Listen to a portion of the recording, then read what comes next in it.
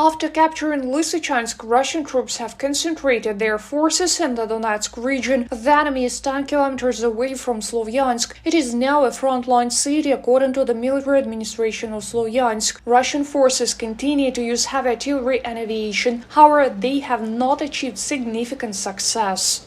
На Краматорському напрямку In the Kramatorsk direction, the aggressor fired on the areas of Bilohorivka and Verkhnyo-Kamyenske with tanks and small arms artillery. An airstrike was conducted near Tetianivka. Ukrainian soldiers successfully repulsed an assault in Bilohorivka. Our defenders forced the enemy to retreat after his offensive in the direction of the Vuhlohirsk thermal power plant and unsuccessful combat reconnaissance in the direction of Berestova outskirts. Russian troops are constantly launching missile attacks on Kharkiv, also under enemy fire are the districts of Chuguiv, Bohodukhiv and Izum. Nevertheless, the Ukrainian military are confidently holding their positions. The enemy suffers significant losses not only in manpower, but also in equipment.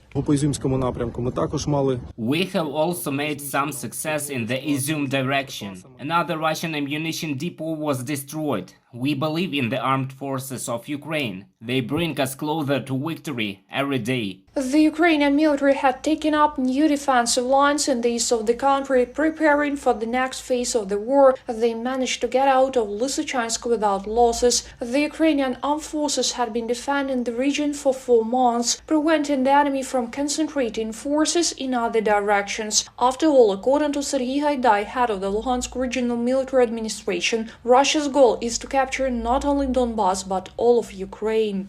всі плани зруйновані. All plans collapsed. The plans for the Donetsk and Luhansk regions. There was a plan to make a large encirclement right up to Dnipro. Then there was a medium plan to create an encirclement in Kramatorsk. And then there was a small plan to encircle Popasna and Lysychansk.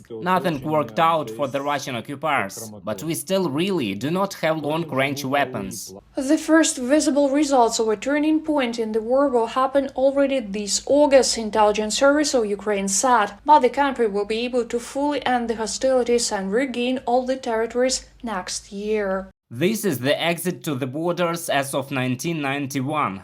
This will be the end of this whole adventure that Russia has made. By the end of the year, let's say, the active hostilities will decrease quite a bit. But it will not be the end. You have to understand correctly what I say. Kyrylo Budanov, head of the main intelligence directorate of the Ministry of Defense of Ukraine. The Russian military launched missiles towards the Sumy region. They also fired using multiple launch rocket systems and mortars. A school was partially destroyed. 6 people were wounded. In the morning, a shell hit the city of Mykolaiv. Rescuers are now working at the site. No casualties were reported. Residents of the Donetsk region also came under enemy fire. At that time, people were getting water from a cistern brought by rescuers. The explosions were captured by French journalists who were filming a story for their TV channel at the time. There were no casualties.